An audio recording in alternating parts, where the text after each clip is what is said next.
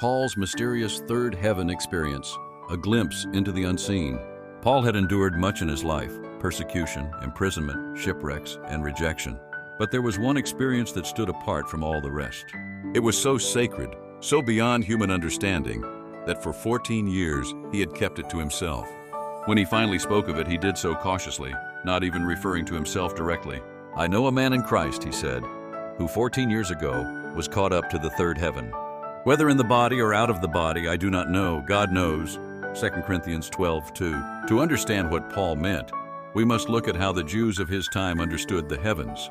In Jewish belief, the first heaven was the sky, where birds flew and clouds gathered. The second heaven was the vast expanse of space, where the sun, moon, and stars shone. But the third heaven, that was something different. It was not a physical place within creation, but the very dwelling of God, the throne room beyond human reach. Paul was taken there. How? He didn't know. Whether his body was lifted or only his spirit, only God could tell. But what he did know was that he had seen things beyond human understanding. He had heard words that no mortal was allowed to repeat, 2 Corinthians 12:4. Were they the voices of angels? The mysteries of God's eternal plan? Paul never said, perhaps he could not. One might expect that such a vision would fill him with pride. But instead, Paul was given something else, a thorn in the flesh, a torment that kept him humble, 2 Corinthians 12:7. He begged God 3 times to remove it, but the answer was always the same.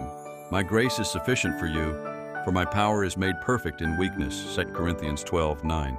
Paul came to understand that this experience was not given to make him proud, but to strengthen his faith. He had glimpsed the glory of the third heaven, but his calling was still on earth, to preach, to suffer, and to trust in God's grace. So instead of boasting about his vision, Paul boasted about his struggles. "For when I am weak, then I am strong," 2 Corinthians 12:10. His journey to the third heaven remains a mystery, but for Paul, the lesson was clear.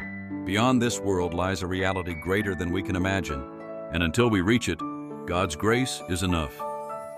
How does Paul's glimpse into the third heaven shape your perspective on the mysteries of faith? We'd love to hear your reflections.